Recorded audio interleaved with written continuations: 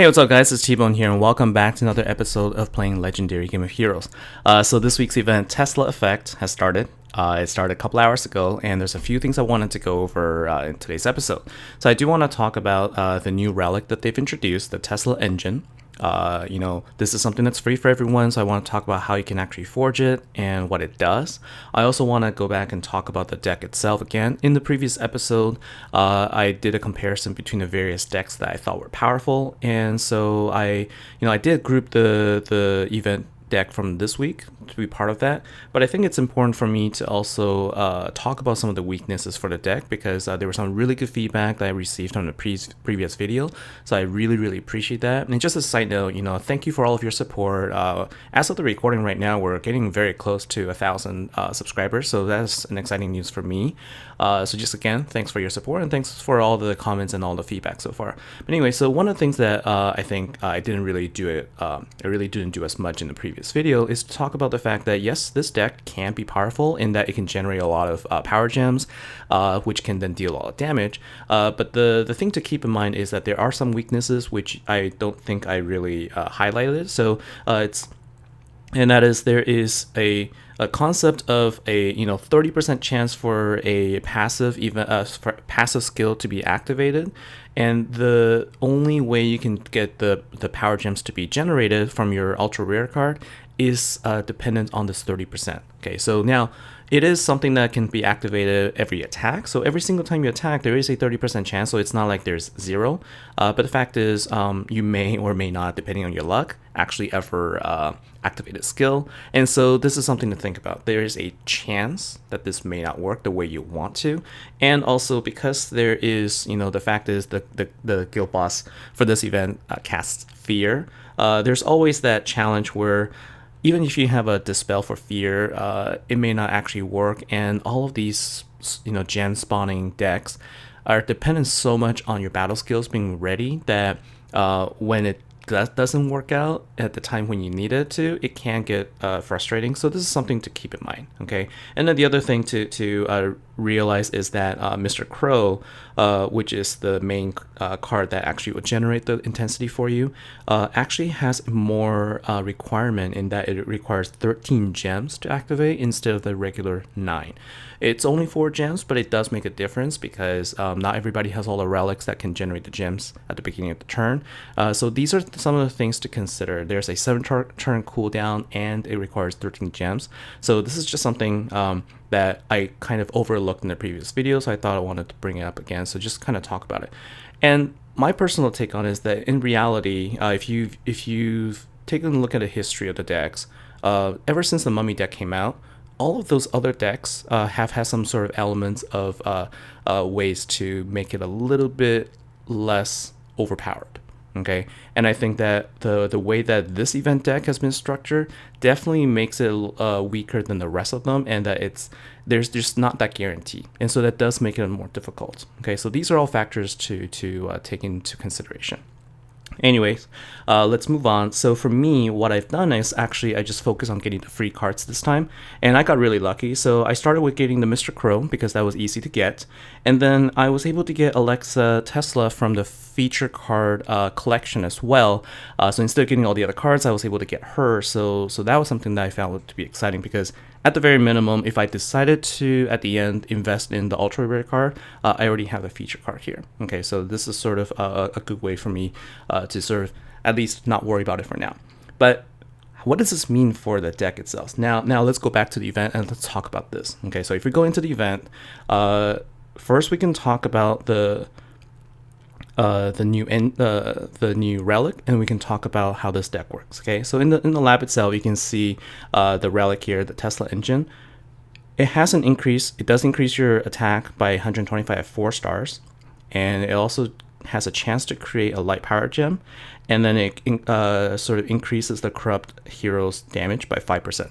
So there's the theme here. There's a chance for things to happen here. There's a chance for you to get a new power gem. There's a chance for your passive skills to activate. So it's a game of a chance for this one.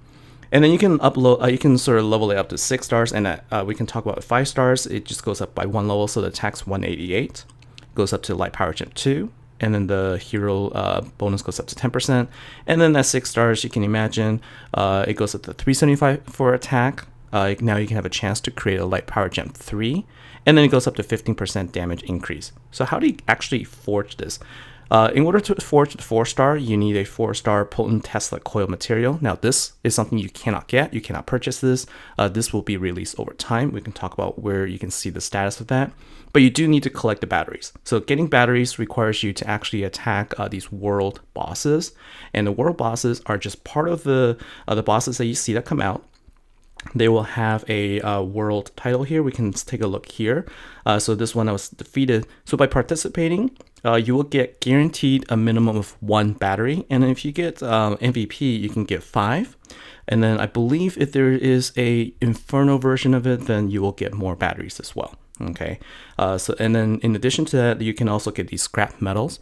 The scrap metals that you collect across for all of the players is what we actually are using to fill up this thing called the Tesla Tower.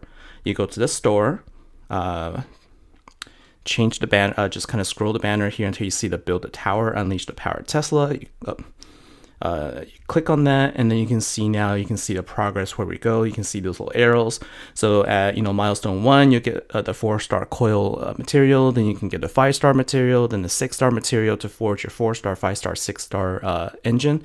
Finally, the very last one will give you a buff to the engine. So they have not released what the buff is going to be yet, so I'm waiting to see what that's going to be like. All right.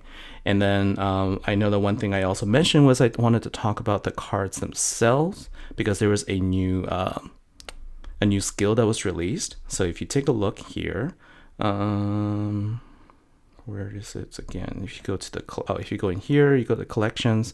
So if you take a look at the ultra rare, the Tesla Reborn card, the Guild Wars Defender skill was unknown as of yesterday, and now they've introduced this. So it's called Shuffle. And what it does is it has a chance to apply a Shuffle 9 debuff on a hero for 3 turns. And what it does is it basically shuffles the board every turn. Now, I think that this is kind of interesting as a Warden Defender skill, in that it just kind of moves your gems around. Now, this could be a good thing or a bad thing, but again, there's a chance, because there's a chance that you might actually make the board really, really good for the opponent. Or you can actually really screw up their plans. So again, that's a game of chance there. And how about the boss themselves? So let's go to here. You can see sort of like the rewards for it, and we can see the Crow's Prototype is the main boss here. And if you win this card, that's a Warden card. It has a new defender skill. So this defender skill is called Flatline, and what you can do is it applies the Flatline debuff to up to 5 heroes, and after using a revive skill, the board is shuffled, and all hero skills meters are reduced to 0. So this Warden was literally created just to counteract the Phoenix's skills, which I think is kind of interesting, because now people are forced to use this Warden, which, yes, you can use this Warden to defend against the Phoenix, but then now you've taken the ability for players to put Alacrity on in their deck as the first turn. So it's I'm not sure how it's going to work out. Okay, and I'm waiting to see how this turns out at the end of this event, and see how guild versus guild is going to be impacted. Anyways, let's now go back into the event itself, where I can finally go in and do some attacks.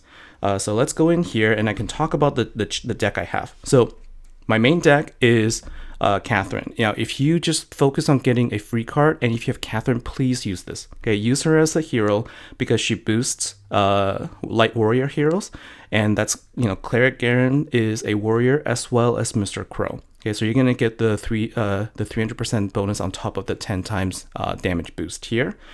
So I have two clerics running, and then I have Indale as well. My original deck had 3 Garen, but just for the purposes of this, I wanted to see how Mr. Crow would work here. Now, keep in mind that his skill is to, delay the damage or become immune for 1 turn. So now I have 2 cards that are immune to damage, Catherine as well as Mr. Crow. Okay, so let's go in and do attack here and see what our damage output is like. Let's use 3 keys. Let's just double check here. So I had I was doing a 0 attack there. So let's go in and attack here.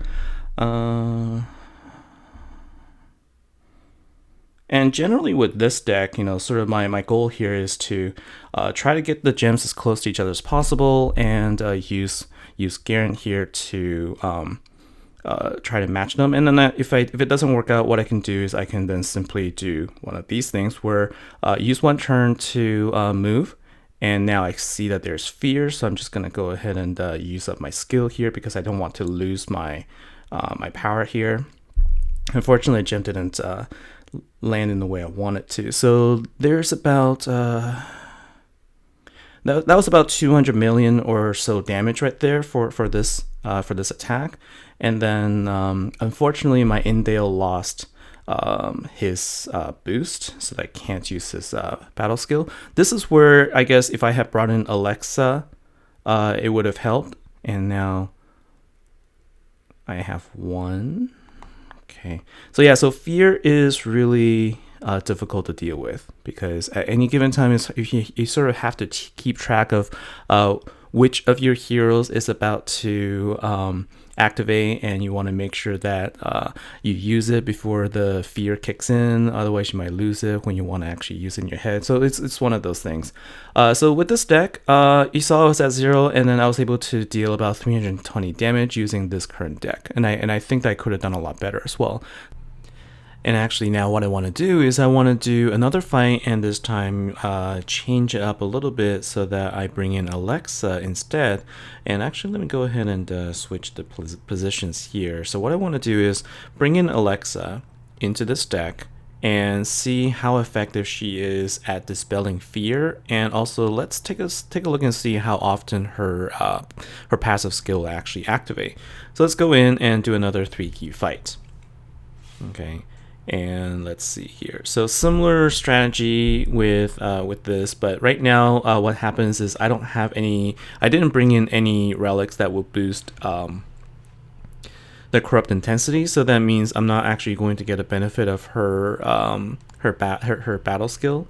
But let's go ahead and use this. So right now we can see that her passive didn't actually. Oh, her passive just kicked in. It's interesting. I can't tell when I should expect it. So you can see that it kicked in just before I attacked, and you can see that particular time it dispelled fear. Okay.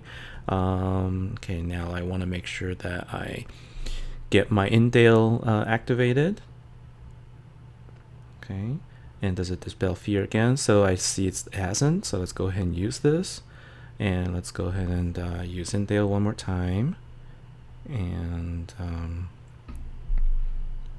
let's see. Okay, and so after every attack, if it works out, I should see that 4 gems get created, as well as the so that this time again the fear was dispelled. And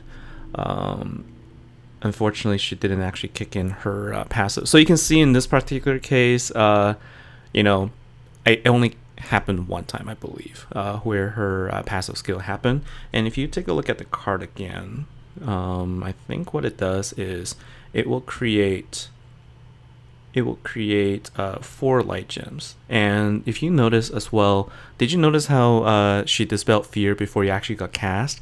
So that was in the latest change as well. They made some changes to sort of the mechanics of it, so that any counters you have will activate immediately rather than at the end of the turn. So that's been kind of confusing for me as well, just trying to see how that works. In terms of damage, let's see how we did. So we didn't do so well here. We actually only ended up dealing 172 million here. So not as well as with Mr. Crow, but I think that I could have done actually better in terms of my matches too. So at the very minimum, you can expect to deal over 150, closer to 200 million damage, which I think that for not spending any gems is not a bad deal. Okay, and also the thing is, my Aleksa is not boosted by Catherine, because she's an attacker hero. So if you want to use her instead, you might want to consider bringing in another hero that can boost light attackers instead. So that'll be another option.